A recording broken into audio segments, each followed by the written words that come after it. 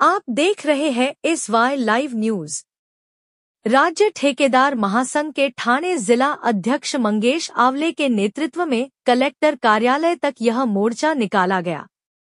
इस दौरान प्रदर्शनकारियों ने सरकार का विरोध किया। साथ ही हाथों में तख्तियां लिए, क्या हमें भी किसानों की तरह आत्महत्या कर लेनी चाहिए? ठेकेदारों ने इस मुद्दे को उठाया। ठाणे जिले में जल जीवन मिशन के तहत ठेकेदारों ने काम किया है, हालांकि उन्हें अभी तक भुगतान नहीं किया गया है। ठेकेदार इस मांग को लेकर लगातार विरोध प्रदर्शन कर रहे हैं। इसके बाद भी उन्हें भुगतान नहीं मिला, इसलिए मंगलवार को ठेकेदारों ने फिर से विरोध प्रदर्शन किया और इस बार नाराज ठेकेदारों ने प्रतिक्रिया देते हुए सवाल उठाया कि मुख्यमंत्री और उपमुख्यमंत्री तो अपना जन्मदिन खुशी से मनाते हैं, लेकिन किसानों की तरह क्या हमें भी आत्महत्या कर लेनी चाहिए? ठाणे से युसुफपुरी की रिपोर्ट। महाराष्ट्रामध्ये 90,000 कोटीची देयकांची थकबाकी पूर्ण हे राज्य सरकारकडे बाकी आहे, परंतु अजूनपर्यंत कुठल्याही प्रकारचं नियोजन त्याच्यावर झालेलं दिसत नाहीये। ठाणे जिल्ह्यामध्ये जल जीवन मिशन मार्फत पाणी पुरवठ्याच्या विभागामार्फत आम्ही लोकांनी ही कामं करत आलेलो आहे।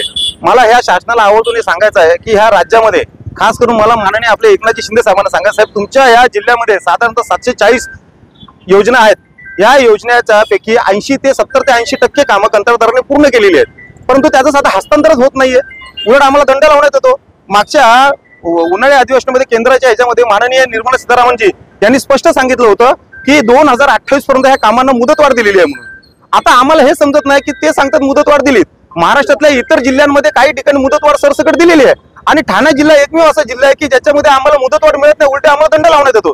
आता शासकीय ज्या काही योजना राबवताना कुठे पीडब्ल्यूडीची अडचण असेल, कुठे वन विभागाची अडचण असेल, कुठे जलसंधारणाची अडचण असेल, कुठे इतर फॉरेस्टची अडचण असेल, यांच्या बाबतीमध्ये ते ज्या वेळेला त्या जागा हस्तांतरित होत नाहीयेत त्याच्या बाबतीत सुद्धा कंत्राटदारच दोषी का? आम्ही का त्याचा दोष स्वीकारायचं? मला हे समजत नाहीये की शासन ह्या नक्की कुठल्या गोष्टी बघतंय। आणि माझ्या आवाजून शासनाला विनंती आहे, खास करून सीओना आणि कलेक्टर साहेबांना आम्ही जाऊन सांगणार आहे की तुम्ही एक समिती स्थापन करा। त्या समितीमध्ये कंत्राटदारांचे प्रतिनिधी, तुमचे अधिकारी आणि त्याचं अध्यक्षपद माननीय सीओनी घ्यावं की जेणेकरून आमचे जे मुद्दे आहेत ते व्यवस्थितरित्या मार्ग लागू शकतील।